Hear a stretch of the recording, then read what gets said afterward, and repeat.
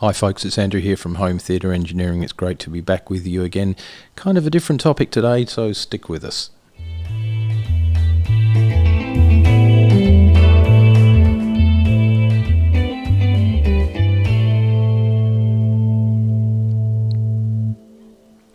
So obviously at the moment we're going through the COVID-19 global pandemic, and health and safety of friends and family and loved ones is on everybody's mind, and we started talking about this, and we thought about home theatre in terms of all the wonderful things that home theatre can be, but also are there any hazards in owning a home theatre? Much like there is anything in life, the risk of having a nice cup of tea, boiling the water, driving a car, walking down the street, you name it. Everything has its own degree of, risk, and we all have to apply some common sense to.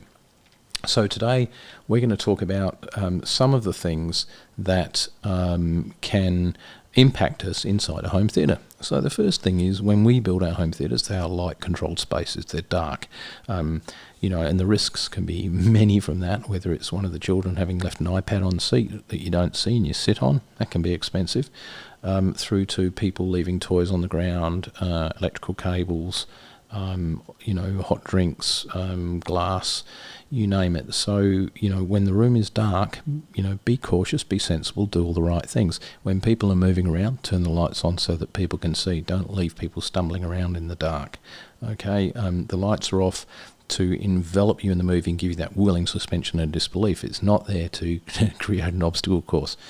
All right, so that's the first thing, just very, very common sense, I guess. The next thing is you can end up sitting for very long periods of time, especially if someone has decided that you guys are going to binge watch, an entire Netflix season, or you're going to do all of the Star Wars from beginning to end, or, whatever it is. You could be sitting there for a very long period of time. So you can get dehydrated. Alcohol doesn't probably give you the best hydration in the world. But most of all, if you're sitting still without moving, the same risks apply as they can in an aeroplane, whereby just being completely immobile and inactive, and with some, pressure points on your legs and your back and that sort of thing, there could be an increased risk of something like a DVT. Now, a big disclaimer here, we're not doctors, we're not medical specialists, we're just thinking about some of the things that could impact you regardless of where you are, not necessarily in a home theatre, but if you are sitting still and inactive for very long periods of time, then these are some of life's hazards, and that's the reason you need to get up and go for a walk, have a glass of water, stretch your legs, that sort of thing. Okay, so sitting still for long periods of time is something to be avoided. Watch a movie, get out, do something physical. Okay. Another one is the air in the room, the quality of air in the room. There are various hazards, some of them we're not going to talk about, but a lot of home theatres have split system air conditioners in them, and you have to understand they just circulate the air in the room. They don't take the air from outside, they don't take it from anywhere else in the house, they just circulate the air in the room. And if you've got a soundproof room, or you've got a sealed door and you've got no windows open, and you've got the whole family in there, if you've got the whole tribe in there, then they are consuming oxygen and breathing out carbon dioxide in the air, and that room can get very, very stale, and can not so much perhaps be unhealthy perhaps, but certainly not ideal. And sometimes if you find you're falling asleep, then that may or may not be a contributing factor. But again, wise policies: at the end of a movie or during a break, open the door, let some fresh air in, circulate the air in the room, do the sensible things. Okay. Now here's an odd one. Enzo and I find that sometimes we get very, very run down, and in thinking about that, we realise that one thing that he and I don't get a lot of is sunlight. We are working in people's home theatres, we work from our offices, we're at home. Enzo's had to self-isolate in a big way because he's got someone elderly in the family, so he really doesn't get out much. He doesn't get outside because he's got to keep an eye on the kids and so on and so forth. I'm lucky, I sort of went out yesterday, and scuba diving's my thing, so I managed to catch a little bit of sunlight. But the fact remains, and I think I read a number that up to 80% of Western civilization now is vitamin D deficient. Binge watching in a home theatre doesn't help that, all right? You need to get your vitamin D from sunlight, or from sources of supplements, or your normal dietary requirements. But if you're already deficient, sitting in a home theatre is certainly not going to be helpful, right? So, be mindful of that. If you're going to get up, stretch your legs, get a glass of water, go stand outside, catch some rays for a while. There is a bit of a catch-22 from what I've read, and that is that my understanding is that sunscreen blocks UVB, which I believe is what you need to create vitamin D. So putting sunscreen on, sorry about that, doesn't help. I'm not an expert in this. If you have concerns and if you have any of the symptoms that we'll go through now, then the thing to do is call your doctor. Don't call your home theatre expert, all right? We can fix your projector and your sound and all those sorts of things, but hey, we're not doctors. So, but if you do notice that you get sick or infected often, if you suffer from fatigue and tiredness, if you get bone and back pain, depression, impaired wound healing, muscle pain, these are some of the things that we've read are possibly connected to vitamin D deficiency. And given that a vast percentage of the world's population apparently is vitamin D deficient, then obviously sitting in dark places for long periods of time isn't going to help. Okay. Finally, I've got a bit of a frog in my throat, and no, it's not the virus.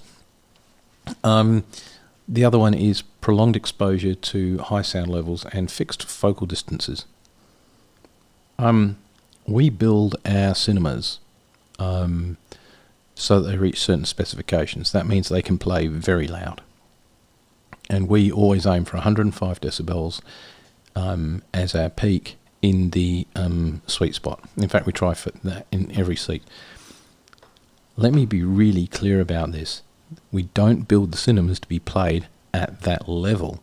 What we're saying is you should listen at normal, healthy levels. But when there is a transient, when there is a spike of sound, instead of it distorting and clipping your system, when there's a gunfight, broken glass, thunder and lightning, car crash, whatever it is, breaking ice at in Antarctica, all those sorts of things, doors slamming, the system has the headroom to reproduce that sound, so you can go from very quiet, you can get all the detail in the quiet sections, but you can get all of the explosive impact for very short periods of time at the highest level without distorting, clipping, damaging your equipment, or generally sounding terrible.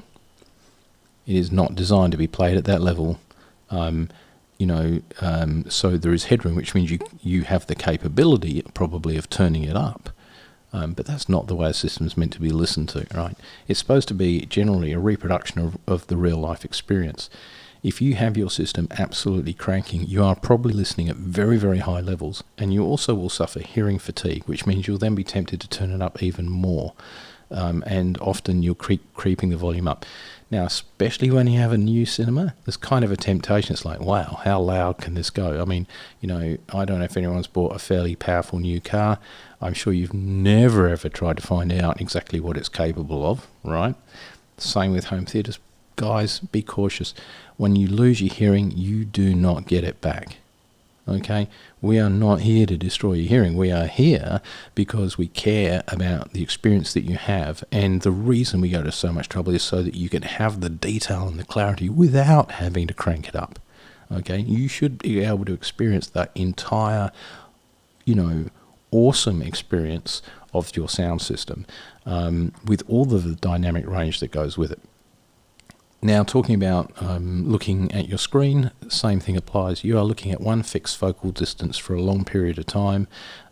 So really the answer to all of these problems is get up, move around with the lights on, get outside, get some sunshine, get some fresh water, talk to some friends over the fence at least 1.5 metres from each other.